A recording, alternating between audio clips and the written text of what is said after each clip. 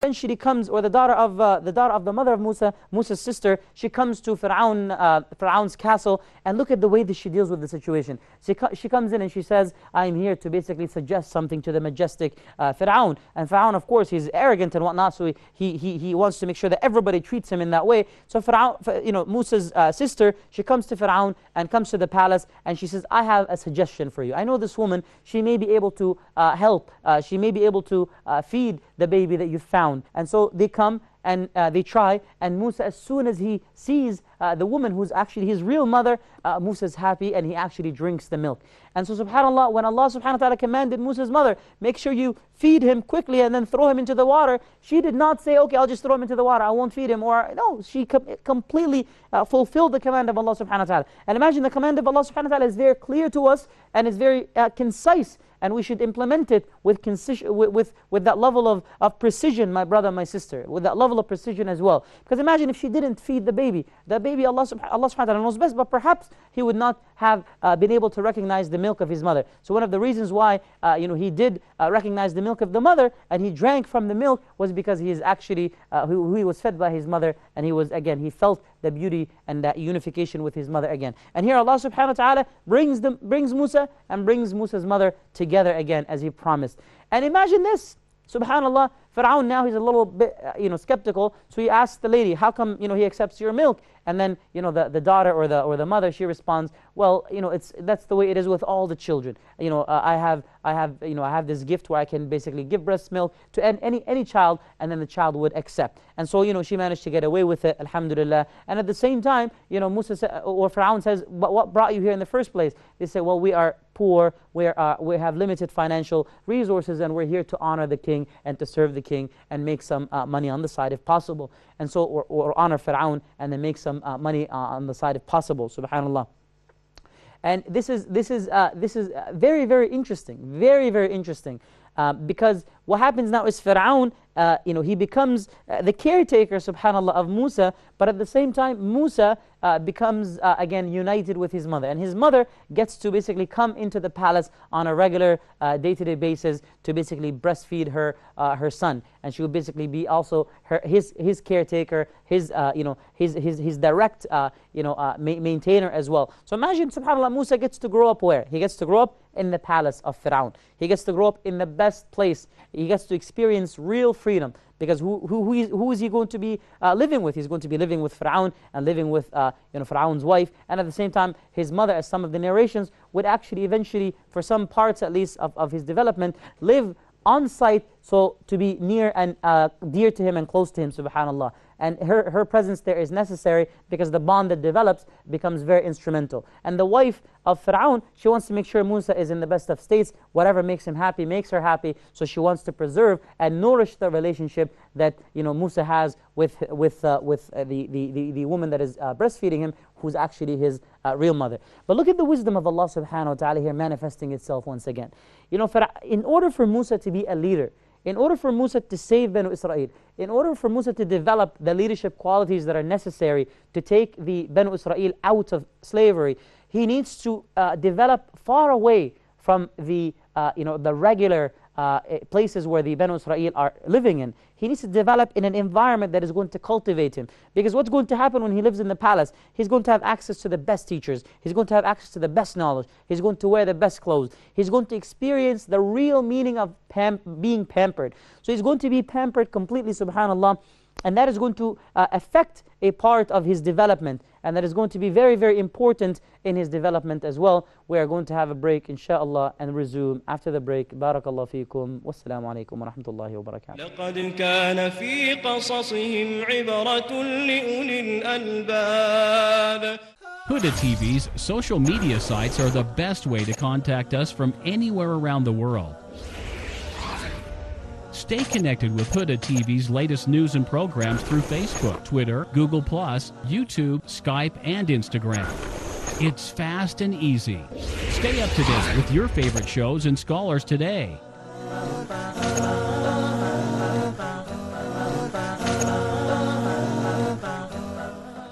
Huda TV, a light in every home.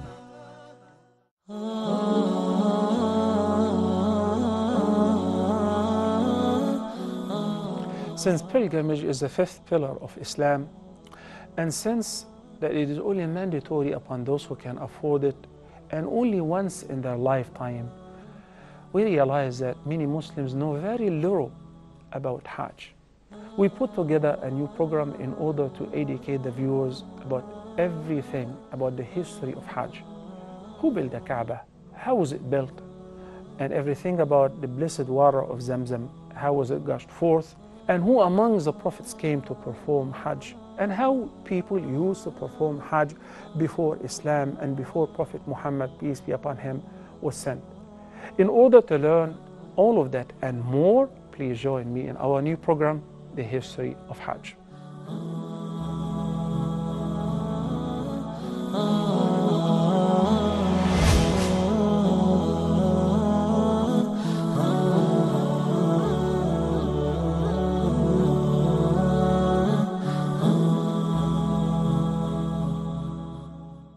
لقد كان في قصصهم عبرة لأولي الألباب. بسم الله الرحمن الرحيم. الحمد لله رب العالمين والصلاة والسلام على أشرف المرسلين. Welcome back. So far we've been discussing the development of Musa and how that his presence in the castle is actually a blessing for him. He gets to wear the best of clothing, gets the best of education, gets to be with a really interesting environment. And at the same time, sometimes there are different linguistic or different language styles and speech styles that are reserved to different classes.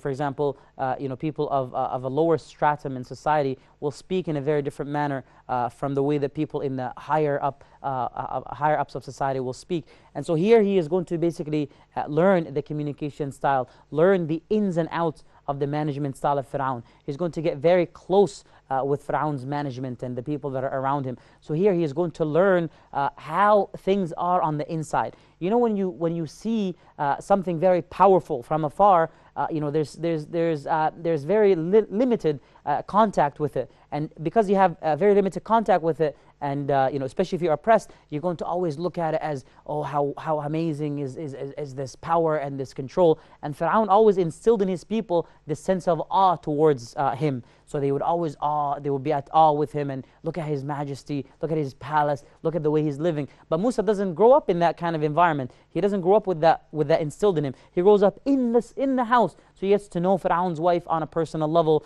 He gets to know everybody on a personal level. And that is going to be very core to his development later on. Look at the way Allah subhanahu wa ta'ala is allowing for His will to be manifested. As Allah subhanahu wa ta'ala says, وَيَمْكُرُونَ وَيَمْكُرُ اللَّهُ وَاللَّهُ خَيْرُ الْمَاكِرِينَ. They plot, humans plot, and Allah subhanahu wa ta'ala plots, and Allah is the best of plotter. When they try to deviate and they try to think that they're going to outsmart the will of Allah subhanahu wa ta'ala, like Fir'aun, he thought he could outsmart the will of Allah. He thought, I can find a way to kill every child that is born and then prevent the prophecy from taking place, because he did know, and Banu Israel knew that there was a prophecy of a man who's going to come, who's going to be a prophet, who's going to strip the power away. And so subhanAllah, look at their attempt to prevent the destiny of Allah.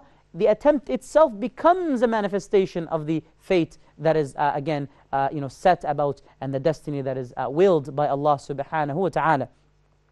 And so what happens here is, as Musa is developing and his mom is basically nurturing him and feeding him and helping him, what happens is, of course, Musa begins to develop this sense of a bond with his mother. And eventually his mother would tell him about the real bond and who she really is to him. What happens is, one day his mother, she's very smart as well, so she basically begins to tell him at stages. She's not going to tell him right away, I'm your mother, because that's going to cause some shock. But he knows that Asya is not his actual mother. The Fir'aun's wife is not his mother, of course. So he knows that the mother is not the one that is married to Fir'aun, but he doesn't know who she is yet. And so what happens is, Musa's real mother, as she's living with him and helping him and feeding him, eventually she decides to break the news to him in very gradual stages. So first she begins to tell him about Yusuf alayhi salam. She begins to explain to him the stories. She puts it in there. As she tells him different stories, she tells him, by the way, there's a story of this guy whose name is Yusuf. He's actually from the children of Yaqub, and she tells him about all those things. So she tells him the whole history of Banu Israel and the whole history of his lineage, of his grandparents and grandfathers.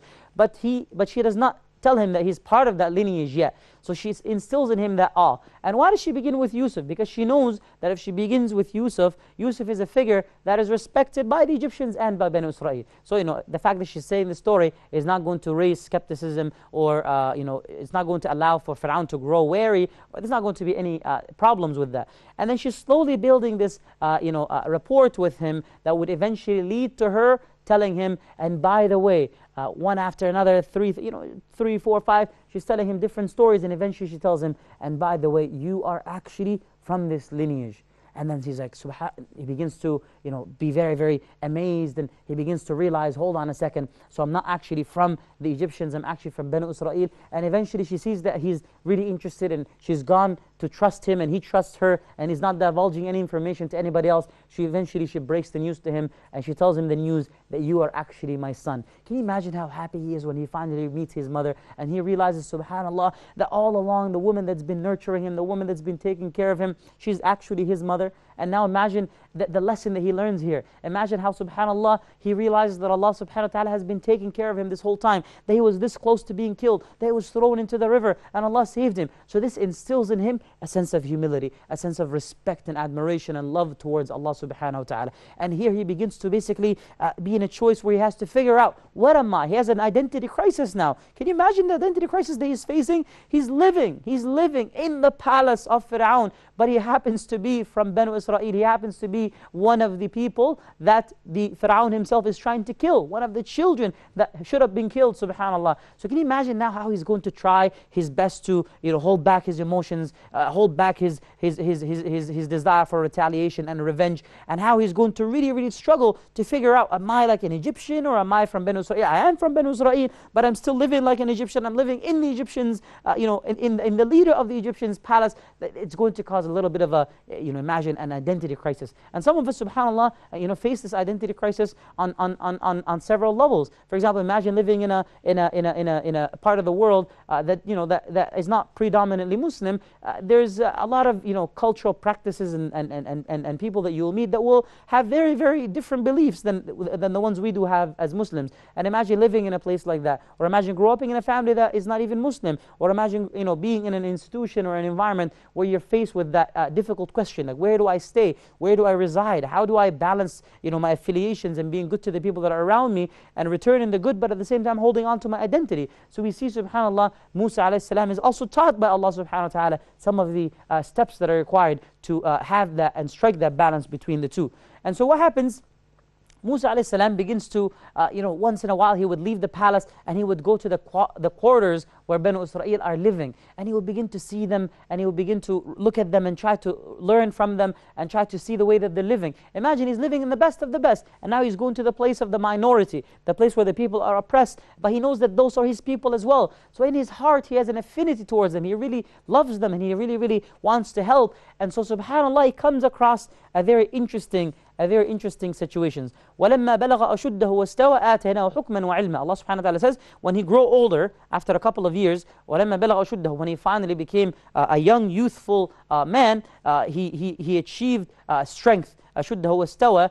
What happened? آتَيْنَاهُ حُكْمًا وَعِلْمًا. Allah subhanahu wa ta'ala gave him knowledge and wisdom. Hukman also means the prophethood. Meaning what here? Allah subhanahu wa ta'ala allowed for him to grow in such a way, وَاصْطَنَعْتُكَ لِنَفْسِي وَلْتُصْنَعَ عَلَى عَيْنِي. Allah says in Surah Taha and other places in the Qur'an that I have literally fashioned you right in front of my presence, that I have allowed for every part of your life to be done and to have such wisdom that you would turn out to be the perfect individual that would basically be perfect for the role that you're going to carry and that you're going to take. So imagine, this is subhanAllah the beauty of a family that preserves their child and nourishes their child from the very beginning and doesn't give up on Allah subhanahu wa ta'ala. A faithful family will have Allah subhanahu wa ta'ala taking care of their progeny. And Allah subhanahu wa ta'ala literally allows for every development in Musa's life to have a meaning. And so we as Muslims as well, as believers who believe in Allah, as believers who are really struggling to maintain our connection with Allah, revive our connection with Allah, know that every step of the way, Allah subhanahu wa ta'ala will reward you and will make it easier for you. And even, subhanAllah, will allow for things that you may consider to be difficult actually be means for the best to unfold through. So what happens? He comes across وَدَخَلَ الْمَدِينَ عَلَى حِينِ غَفْلَةٍ مِنْ أَهْلِهَا. So he entered, imagine Musa himself is entering now into the quarters of Banu Israel, in the quarters where the Egyptians and the children of Israel are living. فَوَجَدَ فِيهَا رَجُلَيْنِ يَقَتَتِلَانِ. He found two men fighting. هَذَا مِنْ شِيعَتِهِ وَهَذَا مِنْ عَدُوِّهِ. So he found two men fighting. One of the men was from his family, meaning from Banu Israel, and another was from the Egyptians. So of course, they're fighting. What is Musa's first reaction? Hold on a second, this is my opportunity to help. He's always looking for an opportunity to help his people, to help Banu Israel. So what does he do? He comes quickly, فَاسْتَغَاثَهُ الَّذِي مِنْ شِيعَتِهِ عَلَى الَّذِي مِنْ عَدُوِّهِ. So one of the people from Banu Israel, he tells him, help me, help me, help me get rid of this Egyptian. So Musa steps in, and quickly steps in with the emotions high. He automatically, doesn't even ask who's in the wrong, who's not in the wrong. He immediately pushes or strikes in this region here, strikes wakaza, strikes in this region. He pushes, attempting to break up the situation. He strikes him, and then he eventually dies. So he actually kills an Egyptian. SubhanAllah, kills an Egyptian accidentally, but still it is, SubhanAllah, death nonetheless. فَاسْتَغَاثَهُ الَّذِي مِنْ شِيعَتِهِ عَلَى الَّذِي مِنْ عَدُوِّهِ فَوَكَزَهُ مُوسَى فَقَضَى عَلَيْهِ. He brought his life to an end. And what did he say? Immediately as this happens, he says, هَذَا مِنْ عَمَلِ الشَّيْطَانِ. Musa alayhi salam starts to feel regretful. Immediately, he doesn't say, oh, I didn't mean to. No, he says, subhanallah, this is the work of shaitan. Astaghfirullah, astaghfirullah. إِنَّهُ عَدُوٌّ مُضِلٌّ مُبِينٌ. And then what does he say? He says, shaitan is my enemy. قَالَ رَبِّ إِنِّي ظَلَمْتُ نَفْسِي. He turns to Allah immediately. He doesn't pause in between. Immediately turns to Allah. رَبِّ إِنِّي ظَلَمْتُ نَفْسِي. Oh Allah, I have committed wrong against myself. I've committed wrong against myself. And what does he mean, I've committed wrong against myself? Of course, when we, as mentioned before, when we do the things that Allah subhanahu wa ta'ala commanded us to abstain from, what happens when we pursue that, then we jeopardize our relationship with Allah. And by jeopardizing our relationship with Allah, that is the greatest tragedy we can commit against ourselves, subhanAllah. Allah is not going to be affected by our willingness or our lack of willingness to be with Him and to connect with Him, but it's in reality going to affect us the most, subhanAllah. And so what happens here? He begins to feel very, very regretful, and he begins to feel very, very sad, and he begins to ask Allah subhanahu wa ta'ala for forgiveness, and he begins to ask Allah subhanahu wa ta'ala to help him and to guide him. فَاغْفِرْ لِي. And because he was sincere in asking for forgiveness, Allah subhanahu wa ta'ala forgave him, because He is the most forgiving. Now, what happens here? Here we learn, subhanAllah, Musa alayhi salam is trying to find his place, and he's trying to help. But in an attempt to help, he actually ends up doing more damage than good. So Allah subhanahu wa ta'ala is teaching him here a very important lesson. Take it easy. Control yourself. Control your emotions. Imagine, subhanAllah, sometimes we get very, very caught up in the moment. We get in very, very, very, full of energy and full of readiness to basically do something and to help. But in doing that, it may actually cause problem. And so here he's taught a very important lesson. Take it easy. Slow down. And you know what happens, subhanAllah, some of the youth, they're very energetic and they're ready to quickly moving. And it takes, subhanAllah, a little bit of maturity for you to calm down and to take it a little bit easy and to take less risk and take measured steps towards improving the situation around you and helping the people around you. So here we take inshallah bring an end to this component, and inshallah we're going to continue studying in the next few episodes the development that happens in Musa's life and trying to extract as many lessons as possible. But here we see, subhanAllah, many lessons for youth, children, mothers, families, Muslims in general, and also for people of oppression and people who may be subjecting and helping people that are subjecting others to oppression. There are many lessons to learn from. May Allah subhanahu wa ta'ala bless us through the Qur'an and allow the Qur'an to be a blessing for all of us and allow us to benefit from what we have learned and to learn that which is beneficial. Barakallahu feekum. Wassalamu alaikum wa rahmatullahi wa barakatuh. لقد كان في قصصهم عبرة لأولي الألباب.